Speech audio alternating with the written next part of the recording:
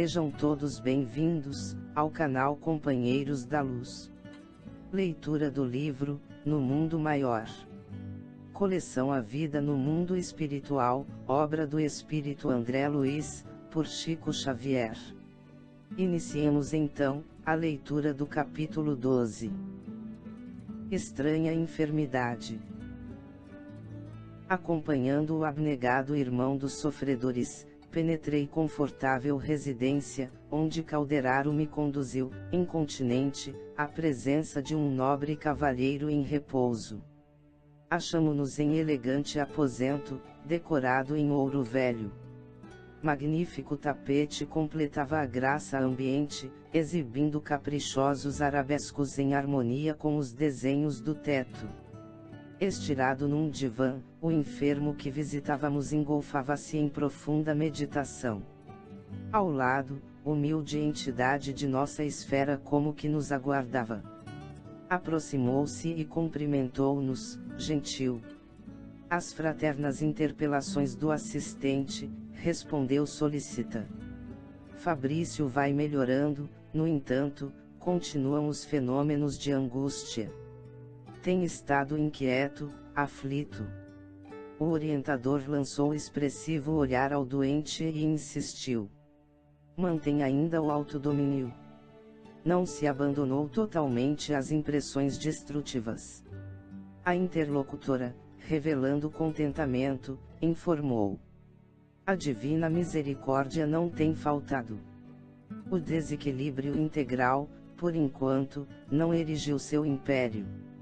Em nome de Jesus, nossa colaboração tem prevalecido. Calderaro então, fraternalmente indagou, dirigindo-se a mim. Chegaste alguma vez a examinar casos declarados de esquizofrenia? Não adquirira conhecimentos especializados da matéria, todavia, não ignorava constituir esse morbo uma das mais inquietantes questões da psiquiatria moderna. Este ramo ingrato da ciência, que estuda a patologia da alma, declarou o companheiro compreendendo a minha incipiência, é há muito tempo, campo de batalha entre fisiologistas e psicologistas. Tal conflito é, em verdade, lamentável e bizantino, de vez que ambas as correntes possuem razões substanciais nos argumentos com que se digladiam. Somos, contudo, forçados a reconhecer que a psicologia ocupa a melhor posição, por escalpelar o problema nas adjacências das causas profundas, ao passo que a fisiologia analisa os efeitos e procura remediá-los na superfície. Logo após, o assistente recomendou-me examinar a esfera mental do visitado. Auscultei-lhe o íntimo, ficando aterrado com as inquietudes que lhe povoavam o ser. O cérebro apresentava anomalias estranhas. Toda a face inferior mostrava manchas sômbrias. Os distúrbios da circulação, do movimento e dos sentidos eram visíveis. Calderaro apresentara-me Fabrício, classificando-o como esquizofrênico, mas não estaríamos ali, perante um caso de neurastenia cérebro-cardíaca.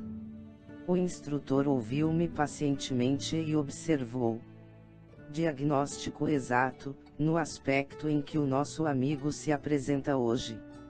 A esquizofrenia, contudo, originando-se de sutis perturbações do organismo perispirítico, traduz-se no vaso físico por surpreendente conjunto de moléstias variáveis e indeterminadas.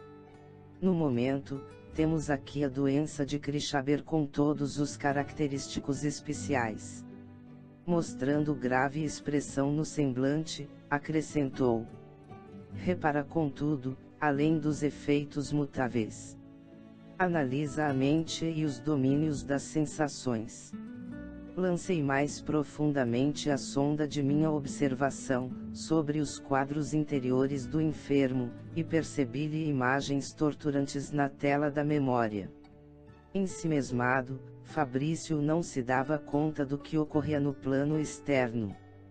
Braços imóveis, olhos parados, mantinha-se distante das sugestões ambientes. No íntimo, Todavia, a zona mental semelhava-se à fornalha ardente. A imaginação superexcitada detinha-se a ouvir o passado.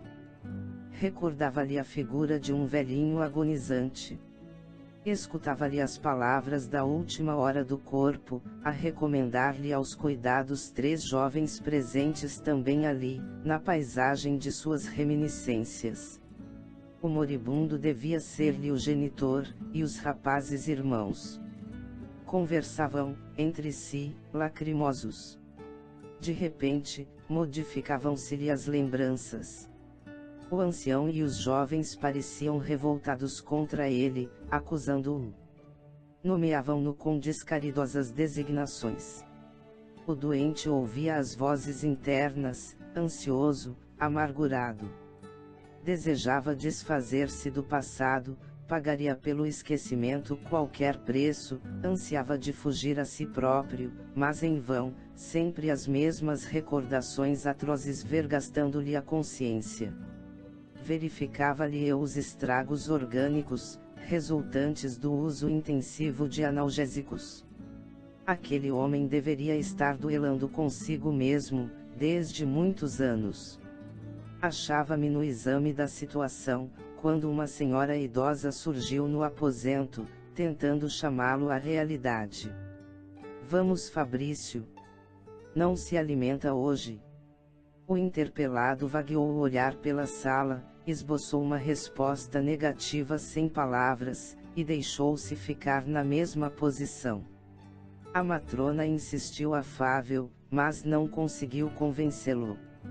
E porque prosseguisse atenciosa, buscando ministrar-lhe um caldo, o enfermo levantou-se, de súbito, como se houvera repentinamente enlouquecido. Esbravejou expressões inconvenientes e ingratas, rubro de cólera, repeliu o oferecimento, surpreendendo-me pela crise de nervos destrambelhados. A esposa regressou ao interior da casa, enxugando os olhos, enquanto Calderaro me esclarecia, comovido. Está no limiar da loucura, e ainda não enveredou francamente pelo terreno da alienação mental, graças à dedicação de velha parenta desencarnada, que o assiste vigilante.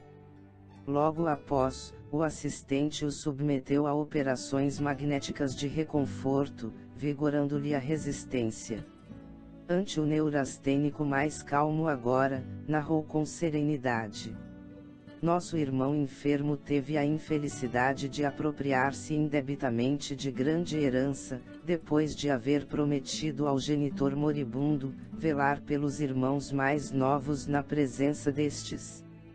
Ao se sentir, porém, senhor da situação, desamparou os manos e expulsou-os do lar, valendo-se de rábulas bem remunerados, desses que sem escrúpulo, vivem de inquinar os textos legais.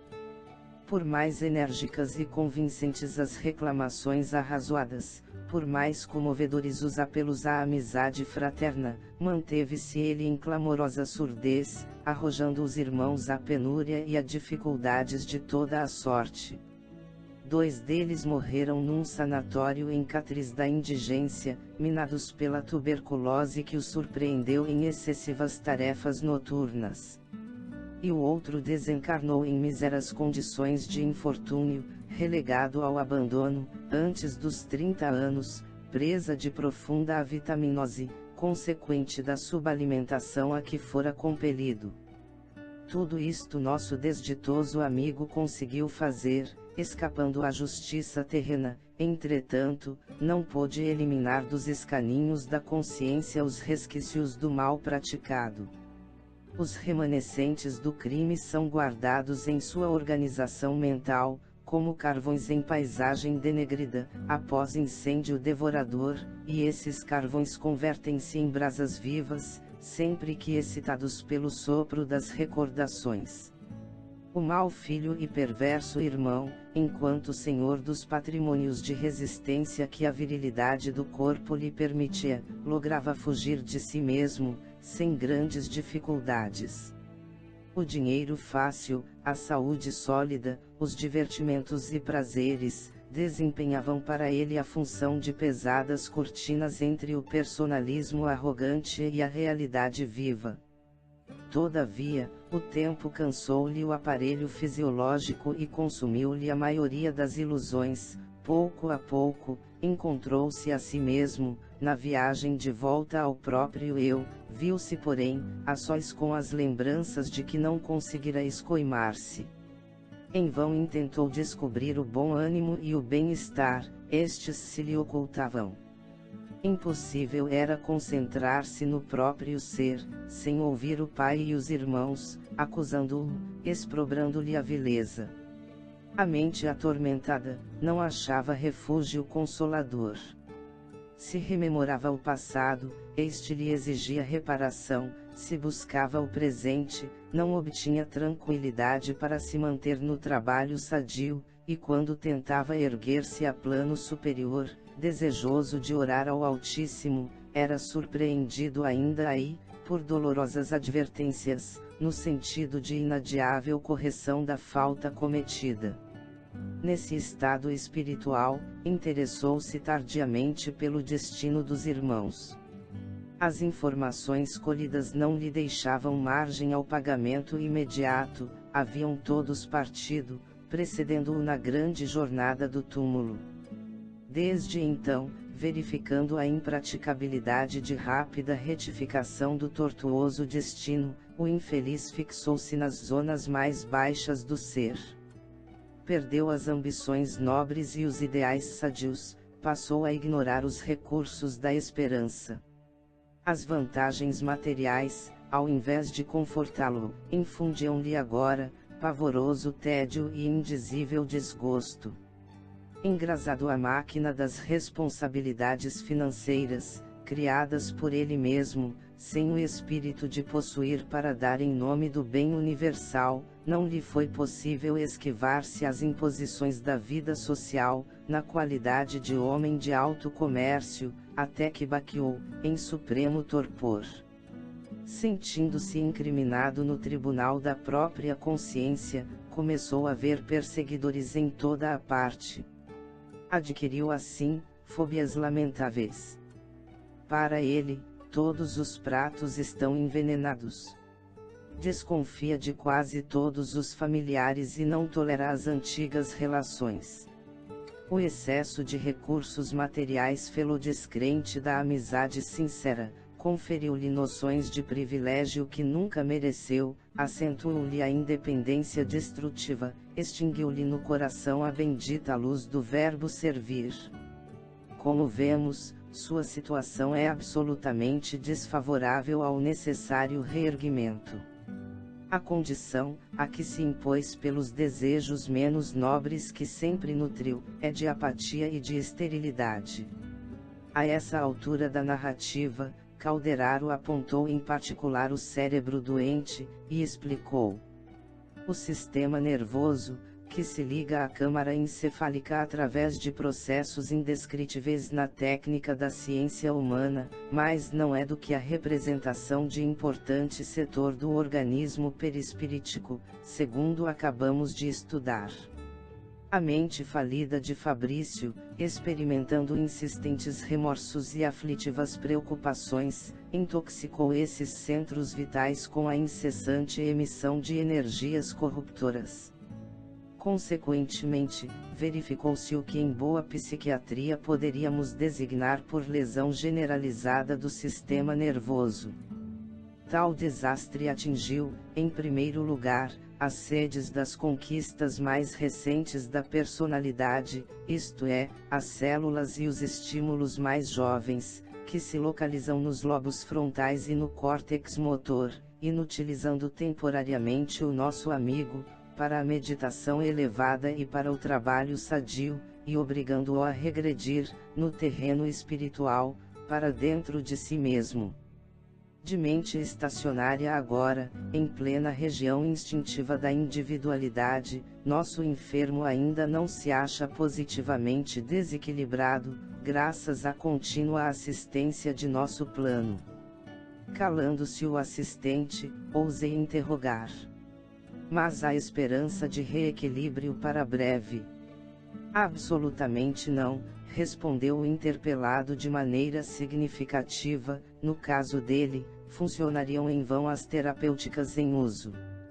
O espírito delinquente pode receber os mais variados gêneros de colaboração, mas será imperiosamente o médico de si mesmo. A justiça divina exerce invariável ação, embora os homens não a identifiquem no mecanismo de suas relações ordinárias. Os criminosos podem, por muito tempo, escapar ao corretivo da organização judiciária do mundo. No entanto, mais cedo ou mais tarde, vaguearão perante os seus irmãos em humanidade, em baixo terreno espiritual, representado no quadro de aflições punitivas.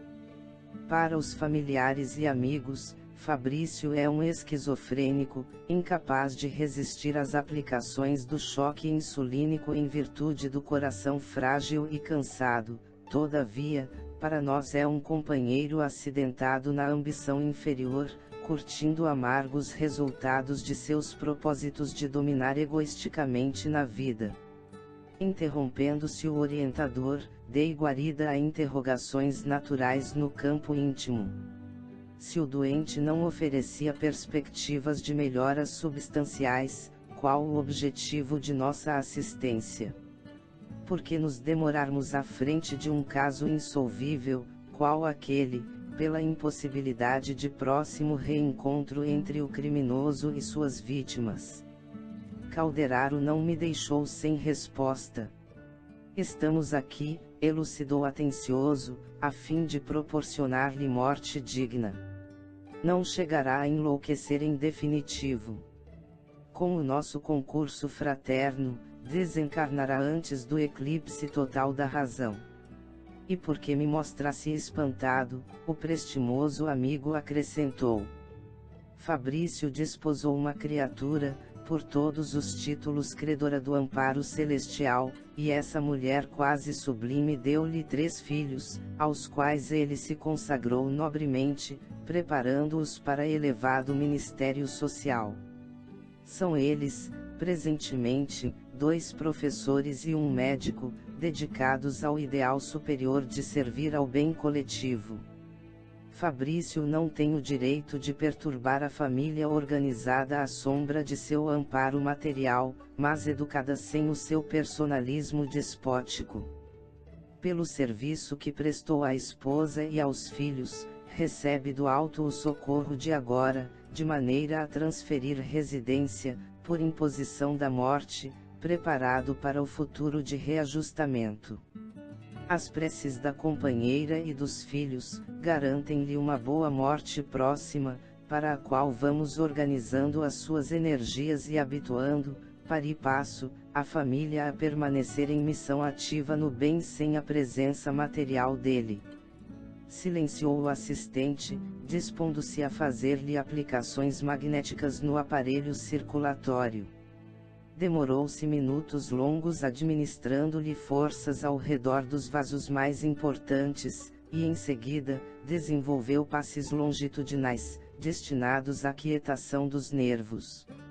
Ante minha admiração natural, Calderaro explicou-se. Preparamos acesso à trombose pela calcificação de certas veias. A desencarnação chegará suavemente, dentro de alguns dias, como providência compassiva, indispensável à felicidade do enfermo e de quantos lhe seguem de perto o martírio. O doente, mais calmo, parecia haver sorvido milagroso analgésico. Aquietou-se, descansando a cabeça nos travesseiros alvos. Dentro do silêncio que se fizera entre nós, indaguei curioso.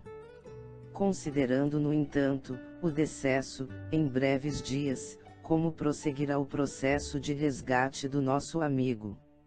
A liquidação já começou, respondeu o instrutor sereno. Como? Calderaro fez expressivo gesto e recomendou. Espera. Nesse mesmo instante, o enfermo acionou a campainha à cabeceira. A esposa atendeu, à pressa. Encontrou o melhor e sorriu feliz. O velho, mais tranquilo, rogou. Inês, posso ver o Fabricinho? Como não? Respondeu a companheira delicadamente, vou buscá-lo. Em poucos minutos, regressava trazendo um menino de seus 8 anos. O pequeno atirou-se-lhe aos braços esqueléticos, com extremado carinho, e perguntou: Está melhor, vovô? O doente contemplou-o, enternecido, informando: Estou melhor, meu filhinho. Por que não veio de manhã? Vovó não deixou. Sim, é verdade, eu não me achava bem. A senhora retirou-se, para acompanhar a cena do outro lado da cortina. Avô e neto sentiram-se mais à vontade. Totalmente transfigurado com a presença do menino, nosso quase demente amigo suplicou: Fabricinho, eu desejo que você reze por mim. O Petis não se fez rogado. Ajoelhou-se ali mesmo e disse, respeitosamente, a oração dominical. Terminada a prece, o doente pediu de olhos úmidos: Não se esqueça, meu filho, de orar por mim quando eu morrer. O menino, agora de pé, enlaçou-lhe o busto e exclamou, chorando discretamente: O senhor não morrerá. Mostrando-se aliviado, o velhinho correspondeu ao gesto afetivo, fitou o neto e inquiriu, com estranho fulgor no olhar: Fabricinho, você acredita que Deus perdoa aos pecadores como eu? O pequeno respondeu, lacrimoso e confundido: Eu acho, vovô, que Deus perdoa todos nós. Revelando as ansiedades que lhe povoavam a alma, voltou à indagação: Mesmo a um homem que trai a confiança paterna e rouba aos irmãos? O netinho hesitou, incapaz de apreender toda a extensão daquela pergunta intencional. Entretanto, no desejo de agradar ao doente, de qualquer modo, balbuciou com toda a simplicidade infantil: Eu penso que Deus perdoa sempre. É o que eu pretendia saber, acentuou o velhinho mais confortado. A conversação entre ambos prosseguiu afetuosa e amena. Após detido o exame, Calderaro apontou para a criança e esclareceu: Este menino é o ex-pai de Fabrício, que volta ao convívio do filho delinquente pelas portas benditas da reencarnação. É o único neto do enfermo, e mais tarde, assumirá a direção dos patrimônios materiais da família, bens que inicialmente lhe pertenciam. A lei jamais dorme. Assombrado com a informação, remoí as perguntas que me afloravam, espontâneas. Como se redimiria, por sua vez, o velho Fabrício? Regressaria também, em dias futuros, àquele mesmo lar? Sofreria o desequilíbrio completo, depois da morte do corpo denso? Demorar-se-ia em perturbação? Calderaro, dando por fim dos nossos trabalhos de assistência na casa, sorriu para mim, preparou-se para a retirada e ponderou: Nosso amigo enfermo, guardando na mente os resíduos da ação criminosa, logo após o abandono do domicílio fisiológico experimentará, por muito tempo, os resultados de sua queda, até que o sofrimento alige os elementos malignos que lhe intoxicam a alma. Quando esse serviço purgatorial estiver completo, então regressará aos seus familiares. Questionei ansioso, ante a frase suspensa. Se o grupo consanguíneo atual houver elevado o padrão espiritual a luminosas culminâncias, será compelido a esforçar-se intensivamente pelo alcançar. Entretanto, jamais estará desamparado. Todos temos a imensa família, dentro da qual nos integramos desde a origem, a humanidade. Nesse instante, abandonávamos o aposento suntuoso. Em breves segundos, tornávamos à natureza, gozando a bênção do céu muito límpido. E enquanto o meu instrutor se refugiava em si mesmo, atento às responsabilidades do serviço, dei expansão a novos pensamentos, relativos à amplitude e à grandeza do império da justiça. Chegamos ao final deste capítulo. Não percam o próximo de número 13. Psicose afetiva. Muito obrigado, boa reflexão, que Jesus abençoe a todos.